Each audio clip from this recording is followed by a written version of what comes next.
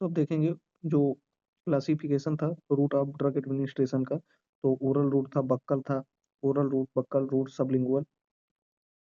तो ये सारे रूट थे यहाँ पे, देखा था हमने ये। अब एक एक करके देखेंगे यहाँ पे ओरल रूट, और ओरल रूट के एडवांटेज क्या होते हैं, उसके डिसएडवांटेज क्या होते हैं, उसके बारे में पढ़ेंगे। फिर है पेरेंटल रूट जिसमें इंजेक्शन है, उसमें आईवी रूट के क्या एडवांटेज होते हैं और डिसएडवांटेज होते हैं, इसके बारे में देखेंगे। तो सबसे पहले देखेंगे हम लोग ओरल रूट के एडवांटेजेस। तो सबसे पहले देखते हैं ओरल रूट। ओरल रूट का मतलब होता है drug administer in the body through oral route, orally drug administer into the body is called oral route, या ओरल भी बोल सकते हैं। तो ये एक तरीके का सबसे मोस्ट कॉमन या ओल्डेस्ट रूट होता है ड्रग एडमिनिस्ट्रेशन का, जिसमें क्या होता है कि ड्रग को ओरली एडमिनिस्टर किया जाता है। और इसके एडवांटेज की बात करें तो क्या क्या होता है, ये एक तरीके का सिंपल सेफ जो है मेथड होता है ड्रग एडमिनिस्ट्रेशन का, और पेनलेस भी होता है क्योंकि ओरली जो है ड्रग को सॉलो किया जाता है, और इकोनॉमिकल जो होता है, सस्ता होता है, कन्वीनियंट होता है फॉर सेल्फ एडमिनिस्ट्रेशन के लिए, मतलब सुविधाजनक होता है सेल्फ एडमिनिस्ट्रेशन, यानी खुद से आप लोग इसको ले सकते हैं। कोई भी स्पेसिफिक एक तरीके का कोई भी प्रोसीजर की जरूरत नहीं होती इसमें, सेल्फ पॉसिबल है, एडमिनिस्ट्रेशन इसमें पॉसिबल होता है। और बात करें इसके डिसएडवांटेजेस की, तो ये जो है डिसएडवांटेजेस में क्या होता है कि ये जो है इसका अनसेट एक्शन जो होता है वो स्लो होता है as compare to the IV route. IV route के थ्रू जो ड्रग दिया जाता है उसके कंपैरिजन में क्या होता है, ओरल रूट स्लो होता है, इसका आंसर एक्शन स्लो होता है उसके कंपैरिजन में। और ये इमरजेंसी कंडीशन में ओरली रूट नहीं प्रेफर किया जाता ड्रग एडमिनिस्ट्रेशन के लिए। और ये जो है इसका आंसर एक्शन स्लो होता है, और ये सुटेबल नहीं होता है इमरजेंसी केसेस में। जैसे कोई इमरजेंसी केस है तो उसमें क्या है, ओरल रूट से हम लोग ड्रग नहीं देंगे। और क्या हो सकता है कि ये कोई अनकॉन्शियस पेशेंट है या उमटिंग कर रहा है, उमटिंग वाला पेशेंट है, तो उसको क्या है हम लोग ओरली जो है इसको प्रिस्क्राइब नहीं करेंगे, ओरली जो है ड्रग एडमिनिस्टर नहीं कर सकते हैं। The drug through this route cannot be given unconscious, uncooperative, and vomiting patient. Irritant drug cannot be given through this route. तो irritant drug होते हैं ज़्यादा, ऐसे ड्रग जो बिटर होते हैं उनको क्या ओरली रूट से नहीं दिया जाता, जैसे सॉल्यूशन फॉर्म में होते हैं जो कि आईवी रूट से ही प्रेफर किए जाते हैं। तो ये है डिसएडवांटेज ओरल रूट के। एडवांटेजेस में क्या था कि सेल्फ एडमिनिस्ट्रेशन जो था वो पॉसिबल था, इसको खुद से लिया जा सकता है, पेनलेस होता है, और इकोनॉमिकल का मतलब सस्ता भी होता है। नो एसेप्टिक प्रिकॉशन रिक्वायर्ड, कोई भी एसेप्टिक प्रिकॉशन की रिक्वायरमेंट नहीं होती है। सेफ एंड कन्वीनियंट होता है, मतलब सेफ, सुरक्षित और सुविधाजनक भी होता है कि सेल्फ एडमिनिस्ट्रेशन यानी खुद से एडमिनिस्टर किया जा सकता है। और डिसएडवांटेजेस की बात करें तो ये जो है can not be used in emergency, emergency situation है तो या कंडीशन है तो उसमें इसको फुल्ली रूट से नहीं दिया जाता, क्योंकि इसका जो एक्शन काम करने का जो प्रोसेस है इस ओरली रूट ड्रग का वो स्लो होता है कंपेयर करें अगर आईवी रूट से तो। और सेकंड है unpalatable and bitter drug can not be given through this route. और फिर थर्ड है the drug through this route can not be given unconscious, uncooperative and vomiting patient, यानी अनकॉन्शियस अगर कोई पेशेंट है तो उसको इस रूट से ड्रग नहीं देंगे, और वोमिटिंग वाला पेशेंट है उसको भी नहीं देते हैं। और बिटर ड्रग इस रूट से जो है नहीं प्रोवाइड करते। तो ये रहे ओरल रूट के एडवांटेज और डिसएडवांटेज। यहाँ बात करें यहाँ पे तो ओरल रूट से हम क्या क्या दे सकते हैं, तो ओरल रूट से दे सकते हैं टैबलेट दे सकते हैं, कैप्सूल दे सकते हैं, पिल्स देते हैं, और सिरप देते हैं, सॉल्यूशंस देते हैं। ये सारे जो है ओरल रूट से दिए जाते हैं। और जो आईवी रूट होता है इंट्रावेनस, इसमें क्या होता है कि ये जो होता है ये डायरेक्टली एडमिनिस्टर किया जाता है पेशेंट की वेन में, पेशेंट की वेन में इसको एडमिनिस्टर किया जाता है। और ओरल रूट के कंपैरिजन में आईवी रूट ज़्यादा फास्ट होता है, जल्दी एक्शन करता है। और इमरजेंसी कोई भी कंडीशन हो जैसे कार्डियक अरेस्ट हो या शॉक हो, तो उस कंडीशन में क्या होता है कि आईवी रूट जो है उसे ही प्रेफर किया जाता है क्योंकि फास्ट एक्शन करेगा। और 100% इसकी बायो एबिलिटी होती है, यानी 100% ब्लड में डिजॉल्व होता है। और फास्ट एक्शन होता है इसका, सुटेबल रहता है, यानी सुविधाजनक रहता है। कोई भी अनकॉपरेटिव पेशेंट है जो कि अनकॉन्शियस है, तो उसके लिए सुटेबल रहता है कि उसको भी दिया जा सकता है, क्योंकि ओरल रूट में ये नहीं था कि अगर अनकॉन्शियस पेशेंट है तो उसको हम ड्रग नहीं दे सकते, लेकिन इस आईवी रूट वाले में हम लोग कोई भी अनकॉन्शियस पेशेंट है उसको ड्रग दे सकते हैं इस रूट से। तो ये रहे एडवांटेज हो गए आईवी रूट के, और डिसएडवांटेज होते हैं आईवी रूट के, वो होते हैं कि इसके डिसएडवांटेज में आईवी रूट के, इंट्रावेनस रूट के, रिस्क ऑफ इन्फेक्शन, रिस्क के चांसेस जो है ज़्यादा हो जाते हैं, और सेल्फ एडमिनिस्ट्रेशन भी पॉसिबल नहीं होता, कोई भी आईवी रूट से खुद से ड्रग नहीं ले सकता है। और ओरल वाले में क्या था, ओरल में सेल्फ एडमिनिस्ट्रेशन पॉसिबल था। तो जितना ओरल वाला है ये सारी चीज़ें, आप इसके जस्ट अपोजिट लिखना है आपको आईवी रूट में। तो ये होता है एडवांटेज और डिसएडवांटेज। एडवांटेज का मतलब होता है क्या क्या चीज़ें अगर उस रूट से हम लोग देते हैं किसी को तो क्या क्या फायदे होंगे, और डिसएडवांटेज का मतलब ये होता है कि क्या क्या नुकसान होंगे, कौन कौन सी चीज़ें नहीं पॉसिबल हो सकती, तो ये होता है डिसएडवांटेज। अब बात करेंगे डोजेस फॉर्म्स ऑफ मेडिसिन, कि मेडिसिन जो होती हैं उसके किस किस फॉर्म में अवेलेबल रहती हैं। आपने कई तरीके की मेडिसिन देखी होंगी, जो कि टैबलेट है, कैप्सूल, कैप्सूल पाउडर फॉर्म में ड्रग देखा होगा, और सिरप फॉर्म, सिरप हो गया, जेल, जेल क्रीम, कई कई फॉर्म में देखा होगा। तो उसी का क्लासिफिकेशन होता है डोजेस फॉर्म, उसी को बोलते हैं कि अलग अलग किस किस फॉर्म में ड्रग जो है डिस्ट्रीब्यूटेड रहता है। तो सॉलिड फॉर्म हो गया, solid, solid, semi solid, liquid form, gases, gases dose form. तो ये जो है चार तरीके का यहाँ पे दिया गया है। जो सॉलिड फॉर्म होता है ड्रग का, या डोजेस फॉर्म ऑफ ड्रग, तो सॉलिड फॉर्म में कौन क्या क्या आता है, टेबलेट आएगा आपका, कैप्सूल, पिल्स, पाउडर, और सेमी सॉलिड फॉर्म में आता है ऑइंटमेंट, क्रीम, जेल्स, पेस्ट, ये सारी चीज़ें आएंगी। अभी आपको इसकी इमेज आपको दिखाते हैं तो सारी चीज़ें जो है क्लियर हो जाएंगी। पहले आप यहाँ पर देख लीजिए क्या क्या आता है सेमी सॉलिड फॉर्म में और लिक्विड फॉर्म में, ऑइंटमेंट, क्रीम्स, जेल्स, पेस्ट, ये सारी चीज़ें जो है सेमी सॉलिड फॉर्म में आती हैं। और लिक्विड फॉर्म में क्या आता है कि emulsion, suspension, syrup, drops, lotion, throat paint, gargle, eye drops, nasal drops, ये सारी चीज़ें जो है लिक्विड फॉर्म में आती है। गैसियस में आता है इनहेलर, एरोसॉल्स, सैल्बुटामॉल, ये सारे जो इनहेलर आते हैं वो गैसेस फॉर्म में होते हैं। तो यहाँ पर सॉलिड का मतलब जो ठोस होते हैं पूरी तरीके से, जैसे टैबलेट हो गया, सेमी सॉलिड में जैसे क्रीम, जेल्स, ये सारे आपके सेमी सॉलिड में होते हैं। लिक्विड में जितने लिक्विड आइटम होता है ड्रॉप से रिलेटेड, वो सारे लिक्विड फॉर्म में आ जाएंगे, और गैस वाले गैसेट डोज फॉर्म में आते हैं आ जाएंगे। इसकी आप इमेज देखेंगे तभी आपके सारे डाउट क्लियर हो जाएंगे कौन किस फॉर्म में होता है। तो ये रहा यहाँ capsule, pills, tablets, drops, creams and और ऑइंटमेंट्स, लिक्विड्स, पैचेस, और इनहेलर्स, बफर्स। तो ये जो दिखाई दे रहा है स्क्रीन पे, ये सारे डोजेस के फॉर्म होते हैं, किस किस फॉर्म में ड्रग होता है, तो वो दिखाई दिया है, दे रहा होगा आपको यहाँ पे। इसमें पिल्स जो कि सॉलिड फॉर्म में आती है, और ये क्रीम ऑइंटमेंट है जो सेमी सॉलिड में आता है, लिक्विड, लिक्विड फॉर्म में सिरप आ जाता है, और पैचेस तो ट्रांस उसमें आता है, अप्लाई, स्किन के ऊपर इसको अप्लाई किया जाता है। तो ये है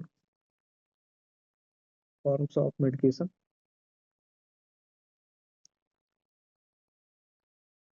अब देखेंगे nature and source of drug, मतलब ड्रग का क्या नेचर होता है, और कौन कौन से ऐसे सोर्स हैं जिससे हमको ड्रग प्राप्त होता है। प्लांट सोर्स है, plant source, animal source, mineral source, microbiological source, marine source, geographical source. Plant source, plant source कौन कौन से हैं जिससे हमको ड्रग मिलता है, तो यहाँ पर दिया गया है टर्मरिक से जो ड्रग डेराइव होता है, एंटीसेप्टिक बोलते हैं, कुरकुमिन भी बोलते हैं। और जो बेलाडोना होता है प्लांट नेम है, उससे एट्रोपिन ड्रग जो है वो ऑब्टेन किया जाता है। विनकैरोसिया, विनकैरोसिया से एंटी कैंसर ड्रग जो है वो ऑब्टेन किया जाता है। और ओपियम से मॉर्फिन, कोडीन मिलता है। डिजिटैलिस से डिगॉक्सिन जो होता है वो ऑब्टेन किया जाता है। टोबैको प्लांट से निकोटीन मिलता है। राउएल्फिया serpentinus से रिजरपाइन मिलता है। तो ये जो है प्लांट नेम दिया गया, इधर इधर प्लांट से कौन कौन से ड्रग हमको मिलते हैं उसके बारे में बताया गया है। तो ये प्लांट सोर्स। अब देखेंगे एनिमल सोर्स। तो एनिमल सोर्स में क्या होता है कि एनिमल सोर्स से हमको क्या क्या मिलता है। इंसुलिन एनिमल सोर्स से जो है ऑब्टेन किया जाता है। Many drugs are produced from various animals body secretions glands and fluid such as insulin, adrenaline और cod liver oil, beeswax and anti toxin सीरा। ये सारे जो होते हैं एनिमल सोर्स से ऑब्टेन किया जाता है। वैक्सीन हो या सीरा हो, ये सारे एनिमल सोर्स से हमको मिलता है। इंसुलिन, वैक्सीन और सीरा, ये सारी चीजें एनिमल सोर्स से मिलती है। फिर है मैरीन सोर्स। मैरीन सोर्स का मतलब होता है जो चीजें हमको समुद्री। मैरीन सोर्स का मतलब होता है कि ऐसे ड्रग जो कि ऑब्टेन किए जाएं मैरीन स्पीसीज से, यानी समुद्री जन्मजात जो होती है उससे ऑब्टेन किया जाए। जैसे फंजाई हो गए, स्पंजेस हो गए और एल्गी, बैक्टीरिया, वायरस से जो ड्रग ऑब्टेन की जाती है उसको क्या बोलते हैं, मैरीन सोर्स ऑफ ड्रग बोलते हैं। फिर उसके बाद है नेक्स्ट कौन सा दिया गया यहाँ पे, जियोग्राफिकल सोर्स। Geographical sources. तो जियोग्राफिकल सोर्सेज में ड्रग वो आते हैं जो कि नेचुरल सोर्स हो ड्रग का, और और क्या हो, प्लांट सोर्स हो, एनिमल सोर्स हो, जो दोनों का कॉम्बिनेशन होता है।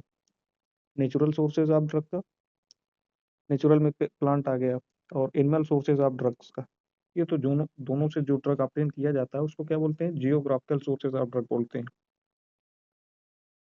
फिर है माइक्रोबायोलॉजिकल सोर्स। तो माइक्रोबायोलॉजिकल सोर्स में क्या होता है, जो माइक्रोबायोलॉजिकल सोर्स के थ्रू ड्रग ऑब्टेन किया जाए। जैसे एंटीबायोटिक्स है, पेनिसिलिन हो गई। पेनिसिलिन एक तरीके की एंटीबायोटिक है, तो ये एक तरीके की माइक्रोबायोलॉजिकल सोर्स है, एंटी माइक्रोबायोलॉजिकल सोर्स है ड्रग का, उसको बोलते हैं माइक्रोबायोलॉजिकल सोर्स ऑफ ड्रग। तो प्लांट हो गया, एनिमल सोर्सेज हो गए, मिनरल्स हो गया, माइक्रोबायोलॉजिकल्स हो गए, मैरीन सोर्सेज और जियोग्राफिकल सोर्सेज। तो ये जो होते हैं ये सोर्स ऑफ ड्रग होते हैं, इन्हीं के थ्रू जो है ड्रग हमको ऑब्टेन होती है।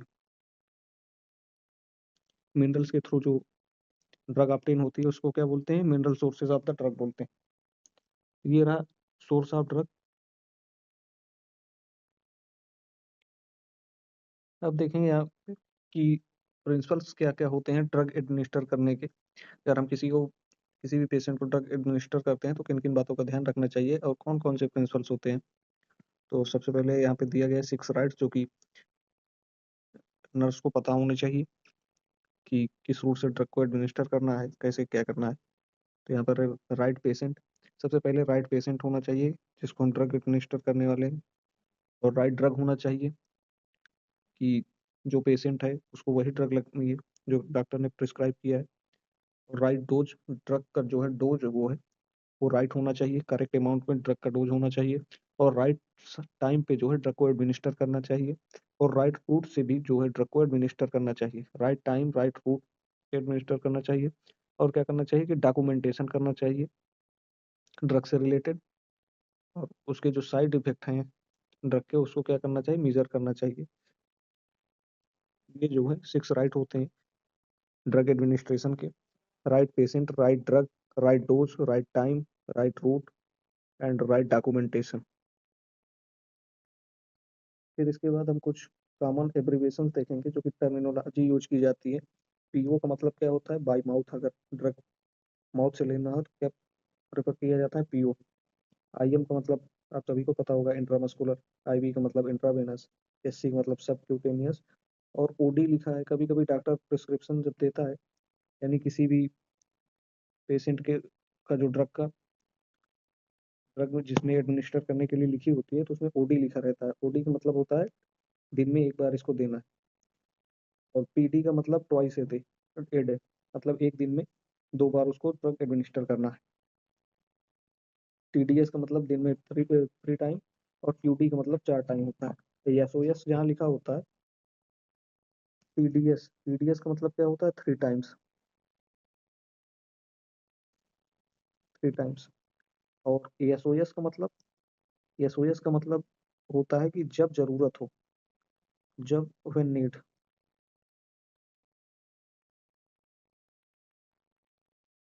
एसओएस का मतलब क्या होता है, जब यानी पेशेंट को नीड हो तब देना है। टीडीएस का मतलब दिन में 3 बार जो देना है। और ओडी का मतलब दिन में एक बार देना है। और बीडी बीडी का मतलब क्या होता है, बी ट्वाइस ए डे, दिन में 2 बार ड्रग को एडमिनिस्टर करना है। तो ये कॉमन एब्रिविएशन होते हैं जो कि अक्सर डॉक्टर अपने प्रिस्क्रिप्शन में, जो भी पेशेंट का प्रिस्क्रिप्शन देते हैं मेडिकेशन के लिए, उसमें लिखते हैं। फिर है प्रिस्क्रिप्शन ड्रग कैलकुलेशन। प्रिस्क्रिप्शन का मतलब क्या होता है कि जब कोई भी डॉक्टर ऑर्डर करता है किसी फार्मासिस्ट को या नर्सिंग स्टाफ को ड्रग के लिए, तो किस तरह से ड्रग का डोज कैलकुलेट किया जाता है। तो ये कैलकुलेशन फार्मूला यहाँ पे दिया गया है। Doses equal to desire dose stock dose into volume. मतलब डिजायर डोज का मतलब क्या होता है कि जितनी पेशेंट को डोज की नीड हो, और स्टॉक डोज का मतलब जितनी डोज आपके पास अवेलेबल डोज हो, और वॉल्यूम का क्या करना है, इनटू कर देना है। Desire dose upon stock dose into volume. जैसे एग्जांपल के थ्रू आप समझते हैं यहाँ पे। जैसे डॉक्टर ने क्या किया, एडवाइस दिया या प्रिस्क्रिप्शन दिया कि 500 mg जो है पेशेंट को ड्रग देना है, और 500 mg ड्रग देना है, और अवेलेबल डोज आपके पास कितनी है, 100 mg है या 1000 mg है, और वॉल्यूम कितनी है, 1 है।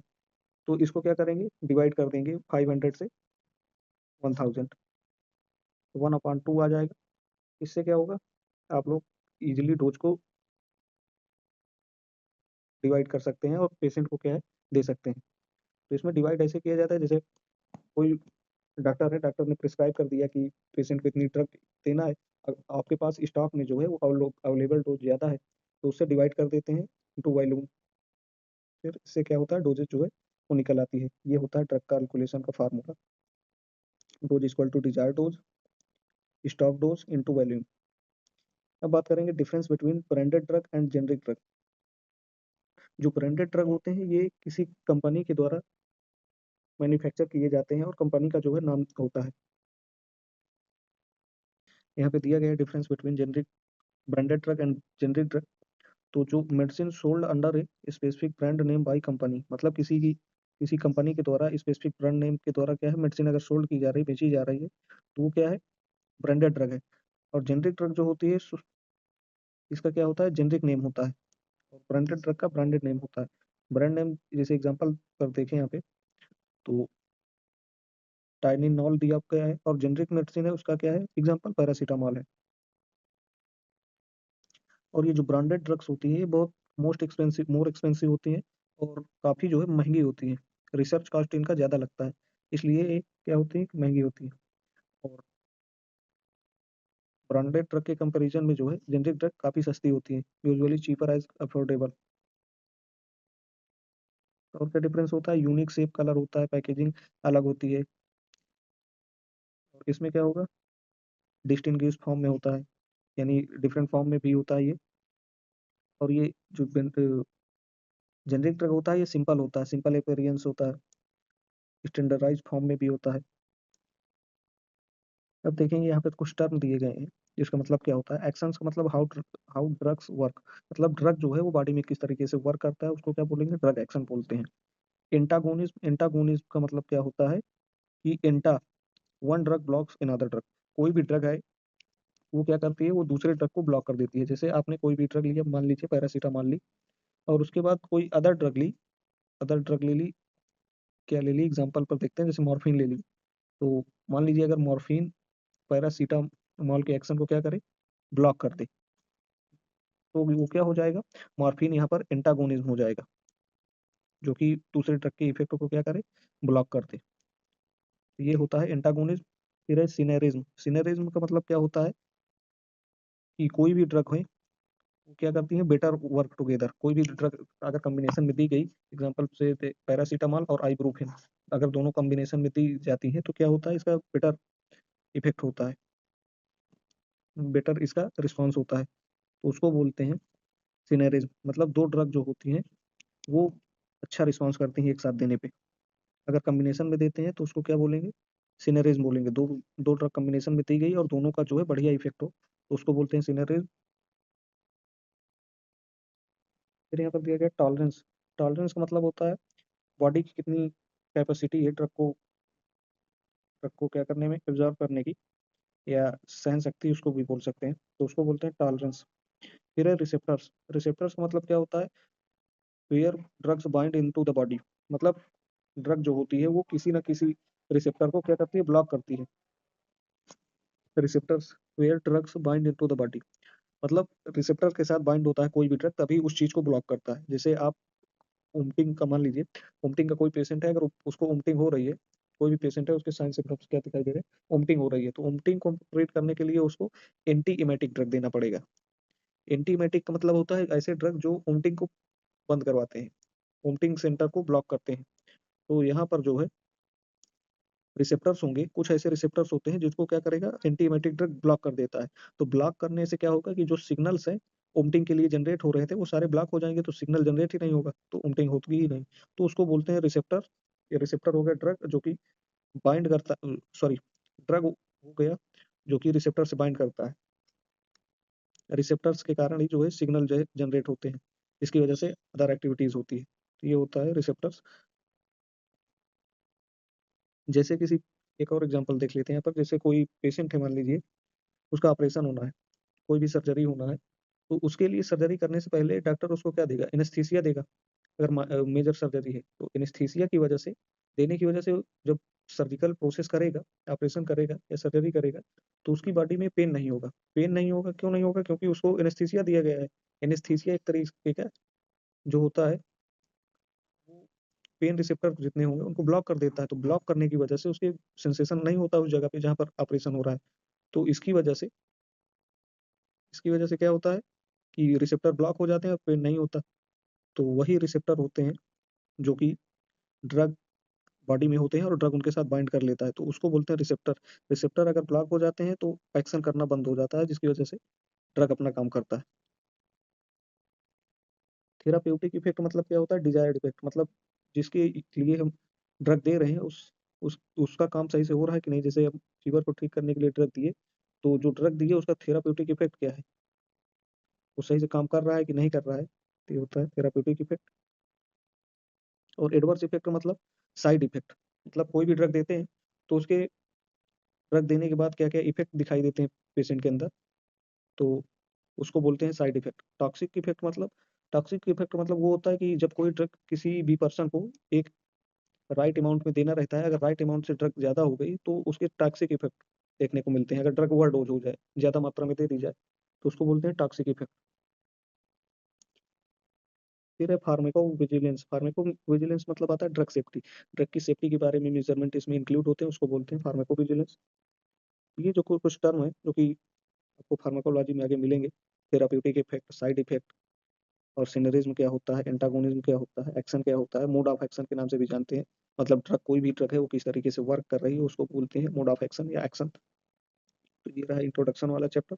बाकी अब आगे पढ़ेंगे, आप लोग कोई भी ड्रग पढ़ेंगे, ड्रग के बारे में, ड्रग का इंट्रोडक्शन और उसके यूजेस, यूजेस को इंडिकेशन भी बोलते हैं।